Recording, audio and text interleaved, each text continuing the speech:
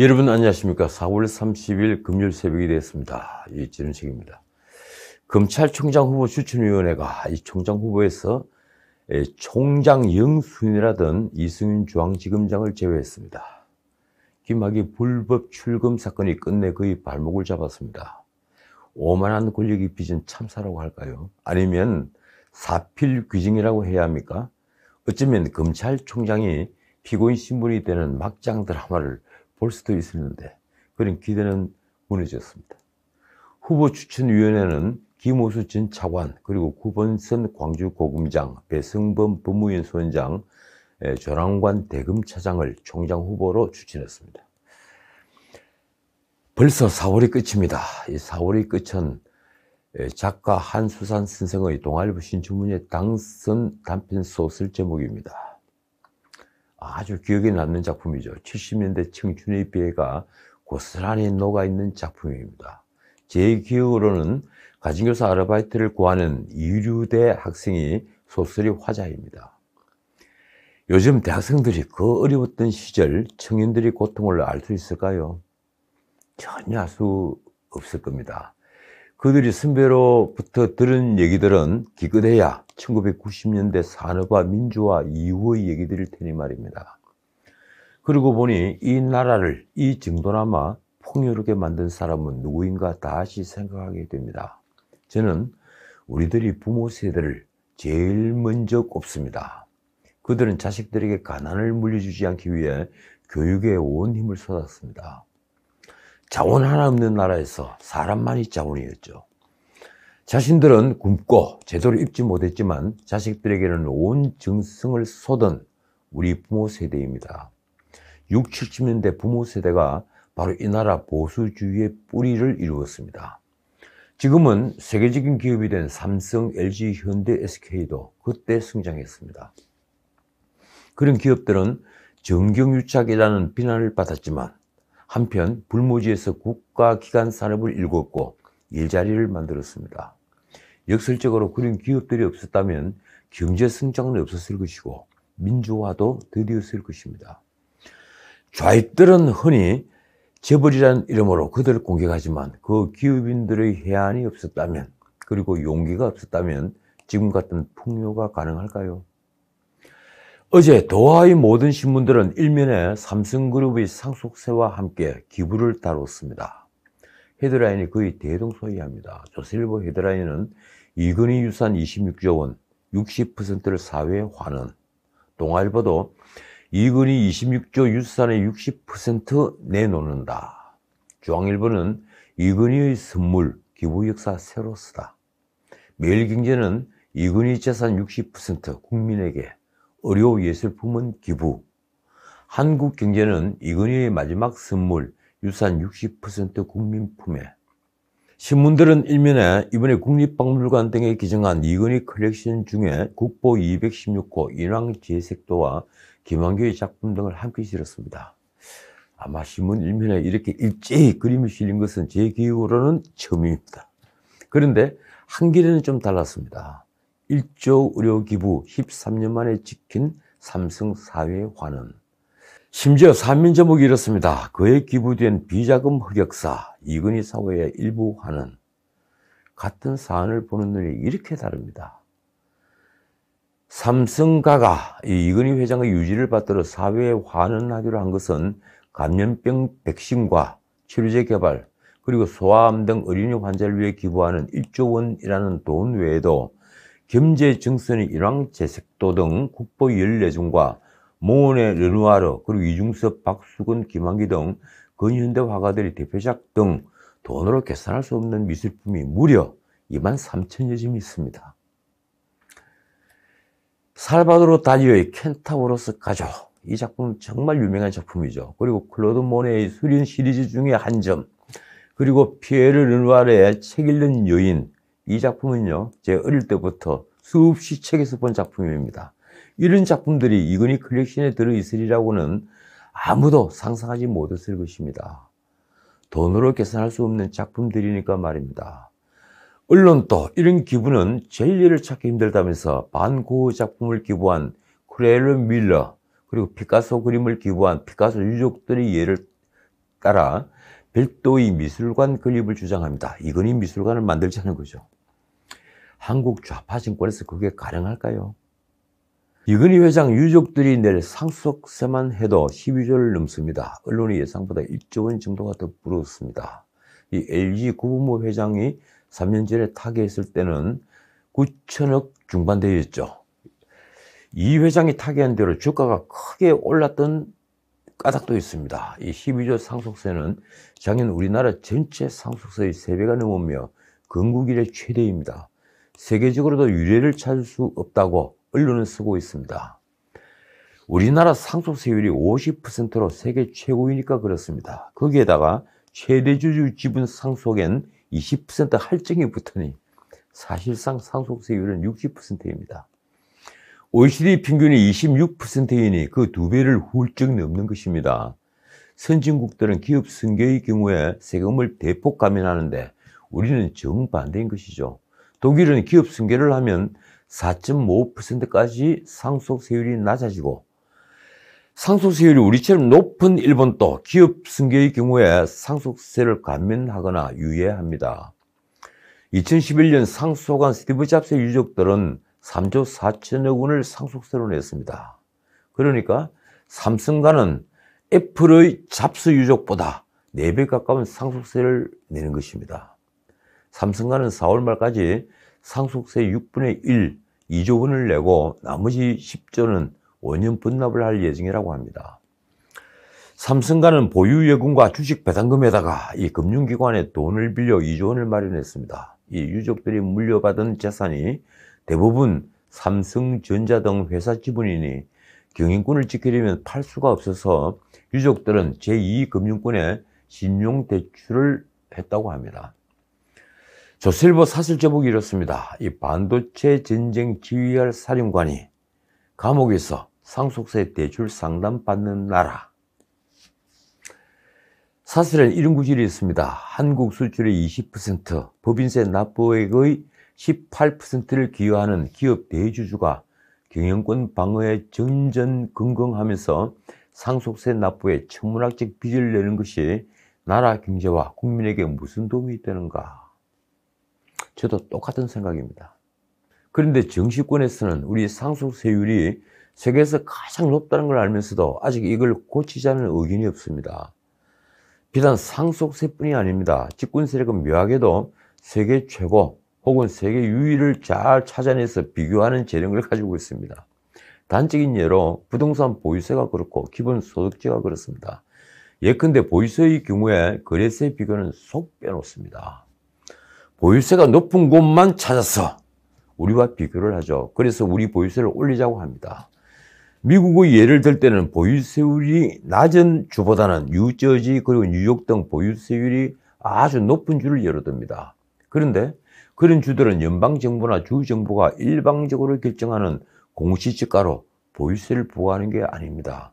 취득가격이거나 주변 거래 가격을 기준으로 하고 그나마도 연 2% 정도밖에 올리지 않아서 법적 안정감을 줍니다. 적어도 집을 살 때 앞으로 내가 세금을 얼마 부담한다 이런 예상을 크게 벗어나지 않아야만 그 집이 짐이 되지 않는 것입니다. 그런데 우리는 국가가 일방적으로 공시가격을 올려버립니다. 그리고 그 집을 팔고 싶어도 엄청난 양도소득세를 매겨 집을 판 돈으로 다른 곳으로 이주하기도 힘들게 만듭니다.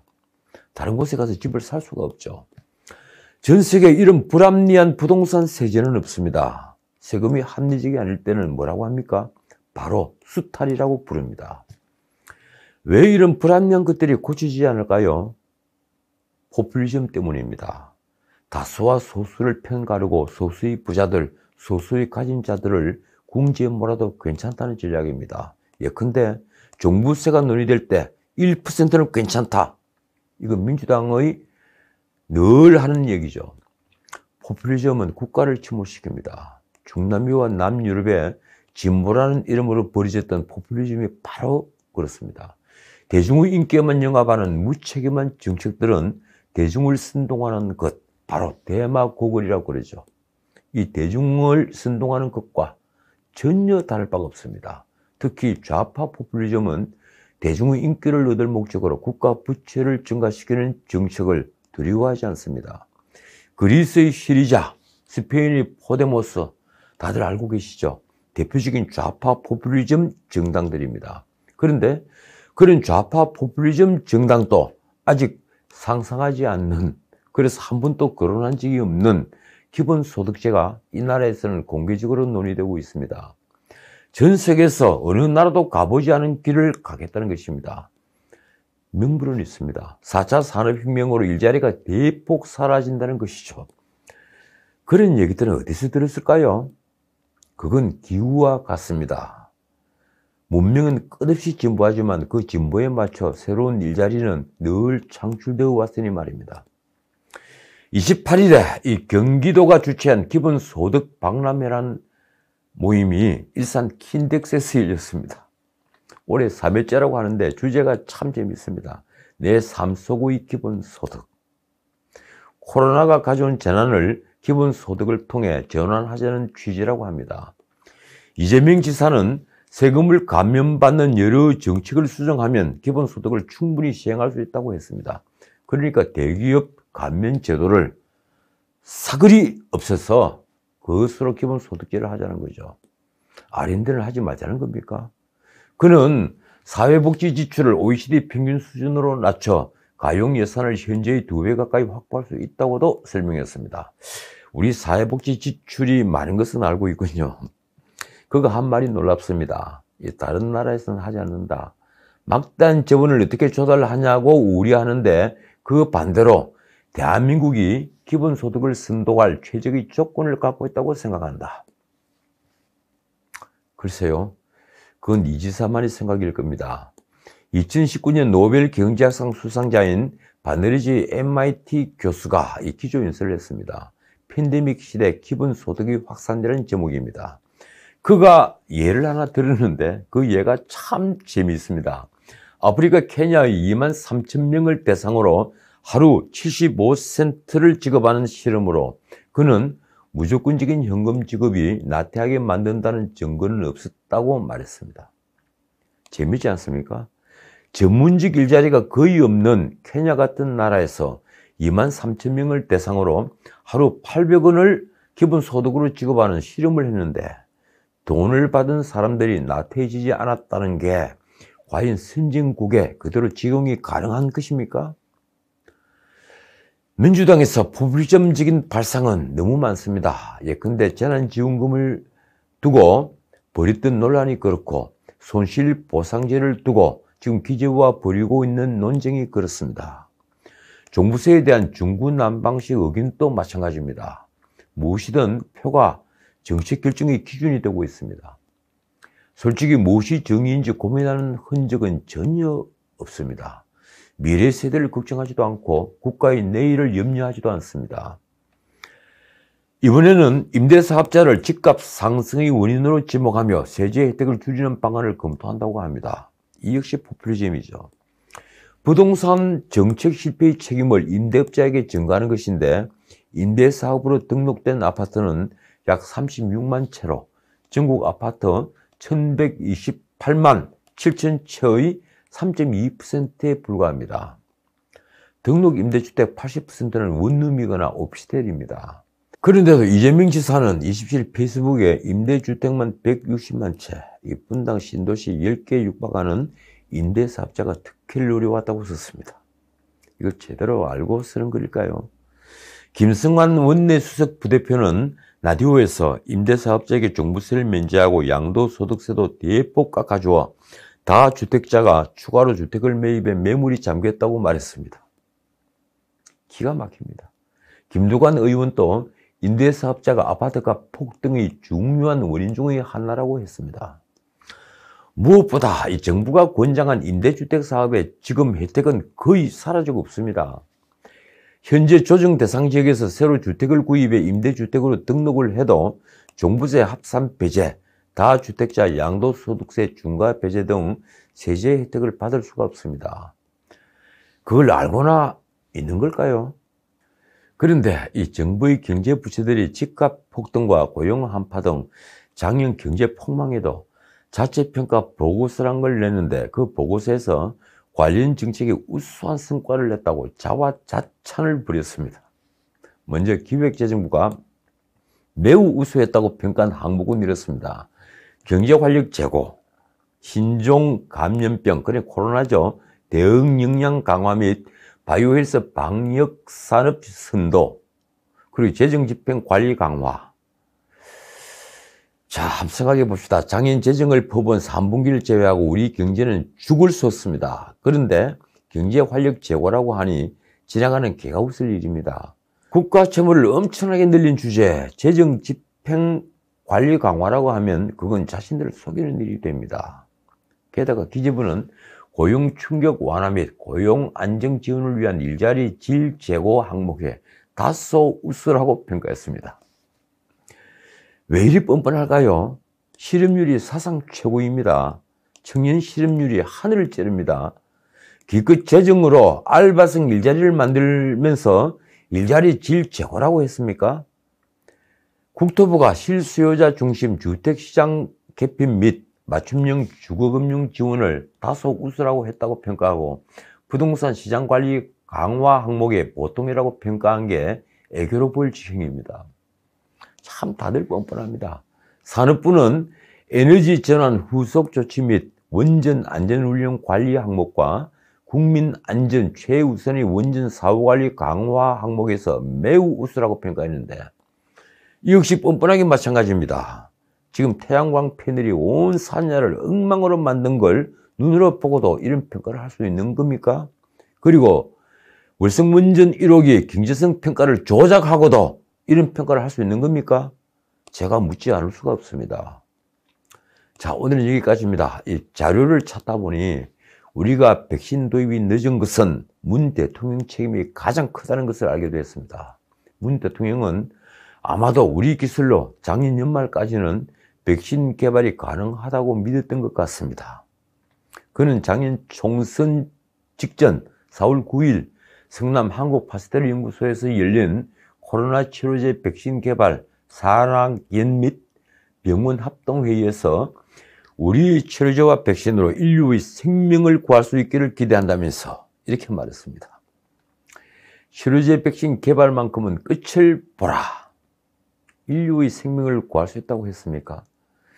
당시 문 대통령이 예로 든 것은 일본이 반도체 소재 부품 수출 통제로 어려움을 겪자 자립화에 성공한 것이었습니다. 그 때문에 자신감이 붙은 거죠. 이후에 치료제 백신 개발 범정부 지원단이 6월에 만들어졌습니다. 그 6월과 7월은 백신 선도 국가들이 화이자, 모더나 등 백신 확보에 열을 올릴 때입니다. 그 적기를 놓친 우리가 막상 백신 구입 계약을 한 것은 12월 말이었습니다. 그리고 그 폐해는 지금 온 국민이 그대로 받고 있습니다. 제가 지난 방송에서 말씀드렸지만 통치자에게 필요한 것은 내일을 내다보는 해안입니다. 그런 해안은 소명의식과 열정이 없으면 생기지 않습니다.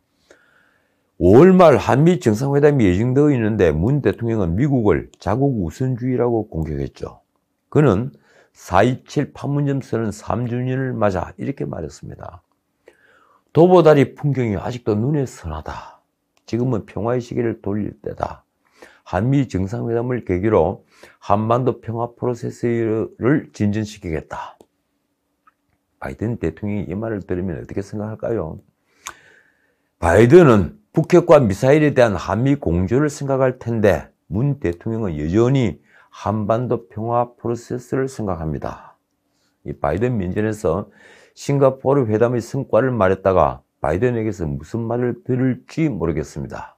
이 문 대통령이 수석보좌관 회의에서 미국을 공격한 12시간 뒤에 미국은 비축 백신을 그 동맹국인 인도에 지원한다고 발표했습니다.